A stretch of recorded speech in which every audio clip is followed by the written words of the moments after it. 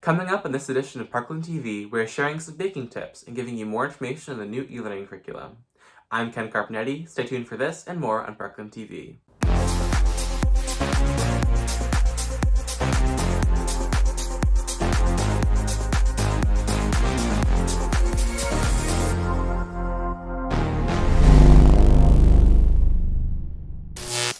Good evening, Parkland. Today is Friday, March 27th. Welcome to Week 2 of Parkland TV Off the Air.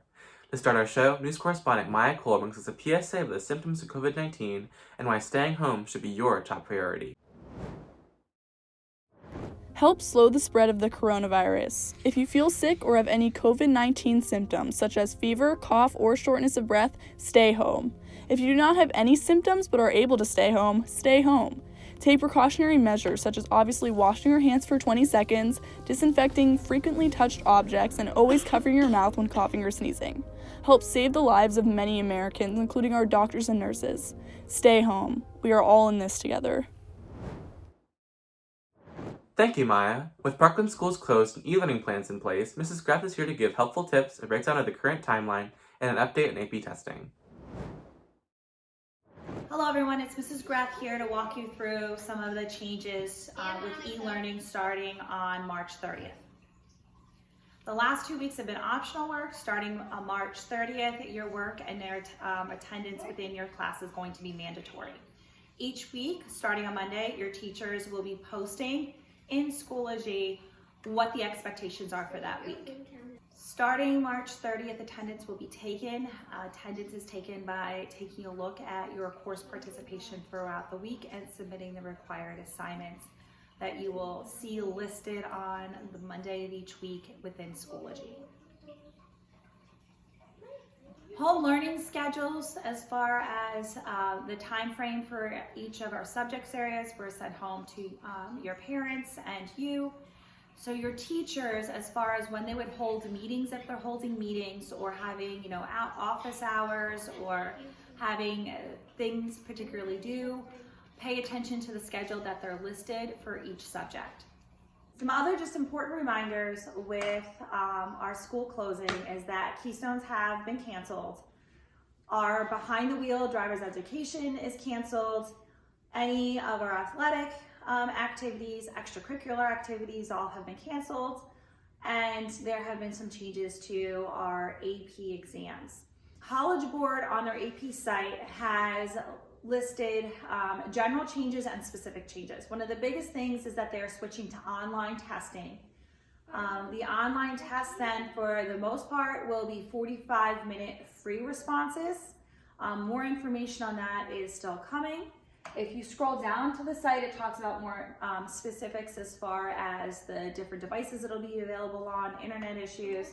But then all the way at the bottom, each course, it lists very specific information on the AP exam questions, as far as content that's covered, content that will not be on the exam, with schools having shorter periods of time to teach the curriculum.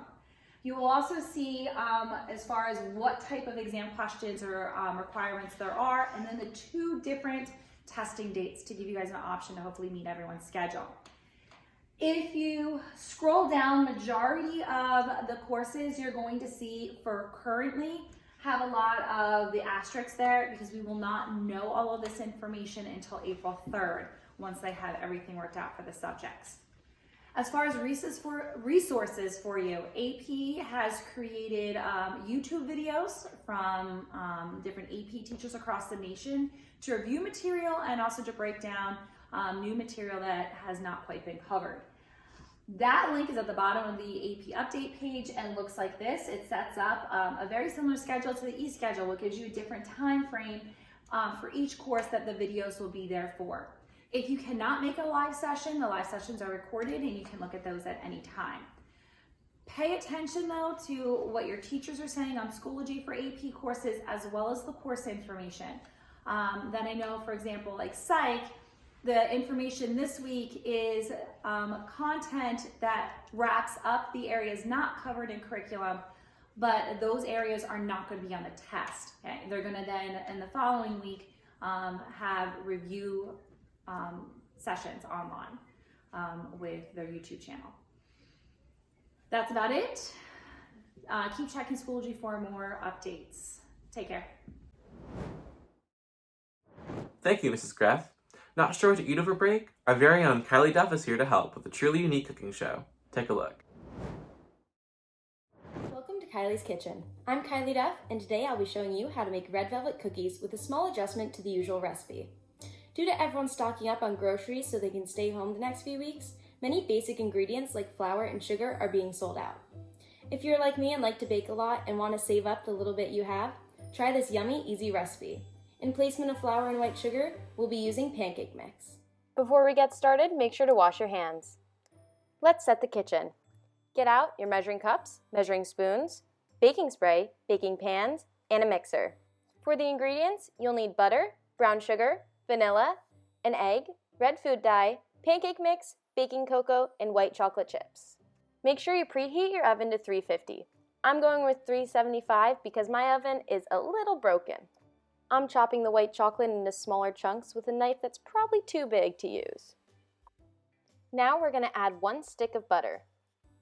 Then 1 cup of brown sugar. Mix them both together. It should look something like this. Now we're adding 2 teaspoons of vanilla and 2 teaspoons of red food dye. Unfortunately, I didn't realize I only had half a teaspoon, so they might be pink velvet cookies.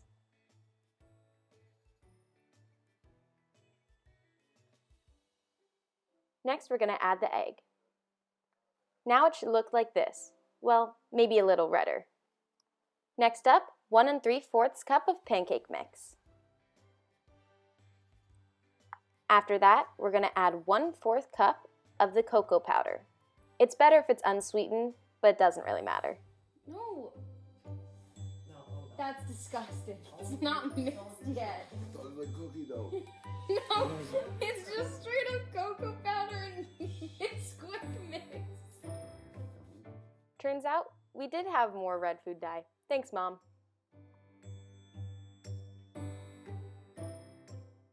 Then, gently fold in about 1 cup of white chocolate.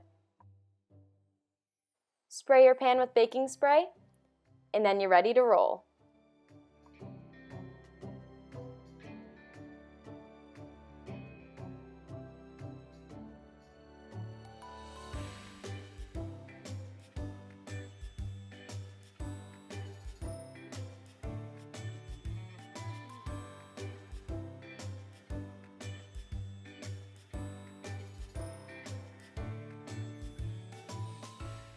Put them in the oven once it's preheated and let it cook for about 10 minutes.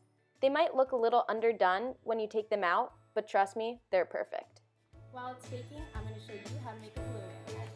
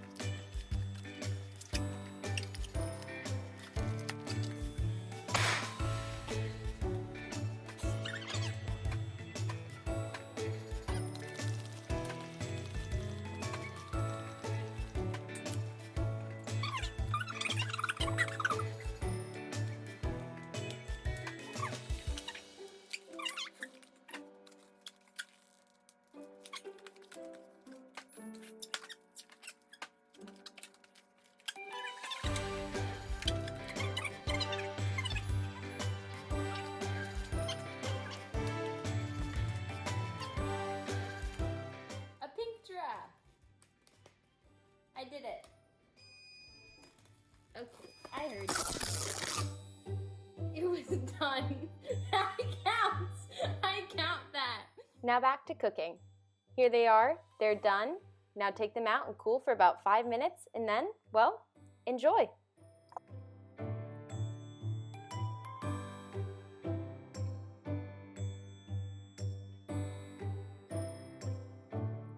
I don't like chocolate, so here's the review from 2 of my brothers.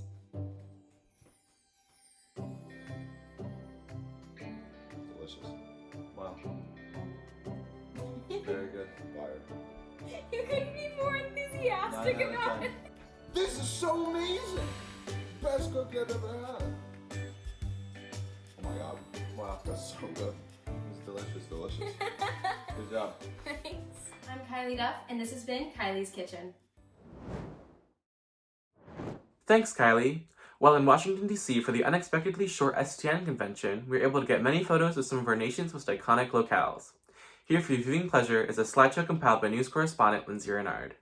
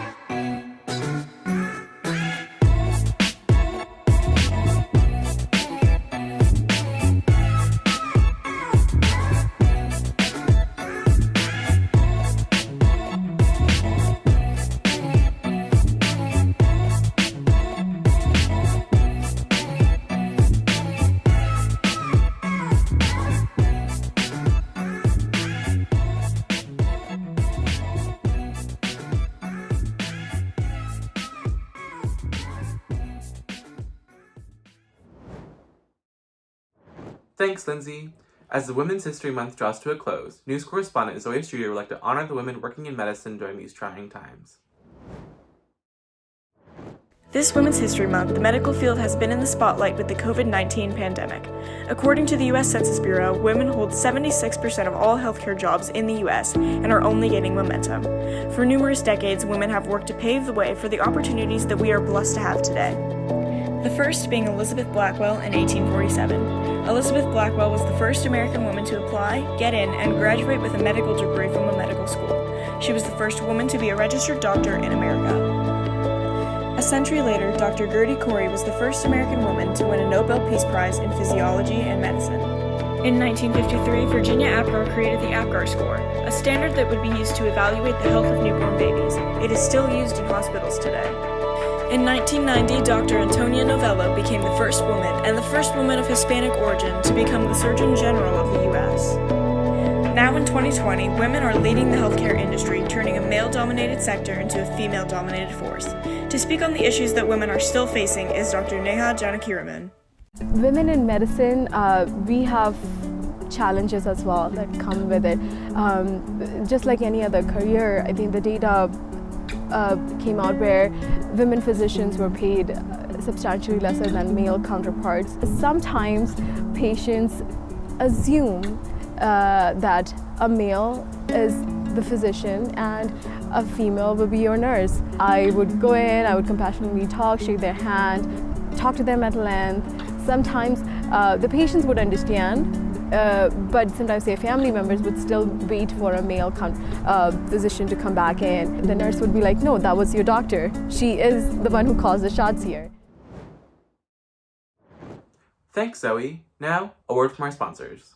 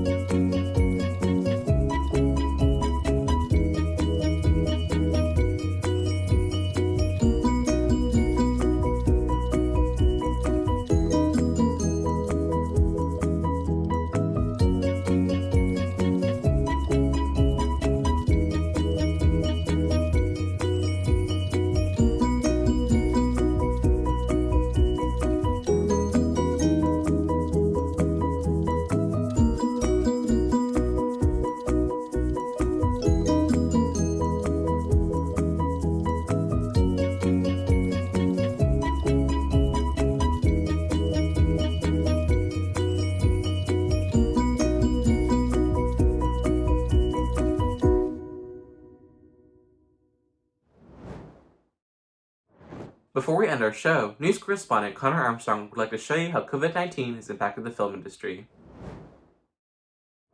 Movies are for many of us a way of life. From the fresh smell of the popcorn to seeing a picture on the big screen, it is something that unites us all in our love for entertainment. But recently, things have changed. Coronavirus is impacting the film industry big time. Its movie openings being canceled for public safety. To update you this morning, all Broadway shows have now been shut down. And people did not want to risk their lives to see a movie.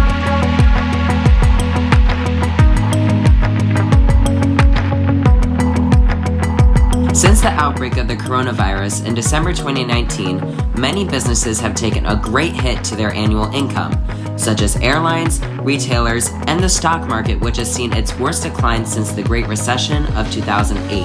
But one of the biggest industries affected by this outbreak is the film industry. With COVID-19 originating in China, the Chinese government took precautions to help stop the spread of the virus by closing 7,000 of its movie theaters. This has greatly limited the amount of money films are making in theaters, with films such as Onward only making $10.5 million opening weekend, and the expected box office hit Birds of Prey almost failing to make back its budget before advertising. AMC has called for all its US chains to close for the next 6 to 12 weeks. AMC President Adam Era released a statement on the announcement. The reality is we need relief right now, and there's a simple reason why.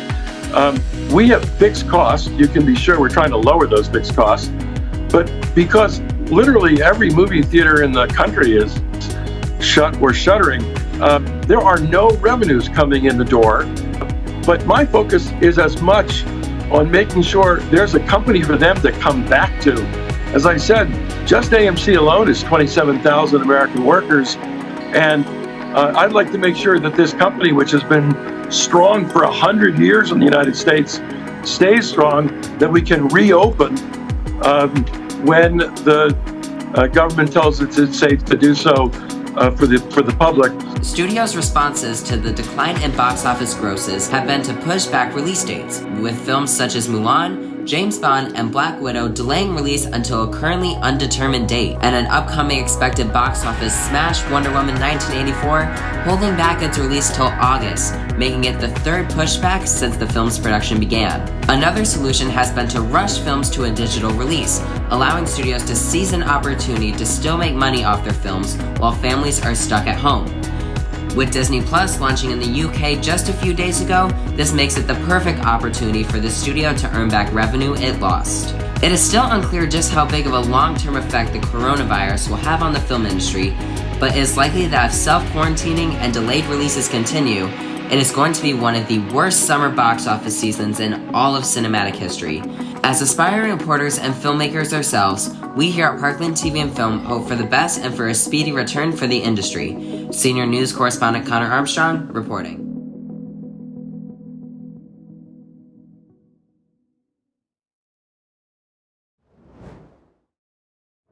Thanks, Connor. That's all we have for you today on Parkland TV Off the Air. I'm Ken Carpinetti. Make sure to follow our Instagram and Twitter at Parkland TV Film and subscribe to our YouTube channel for more content and updates.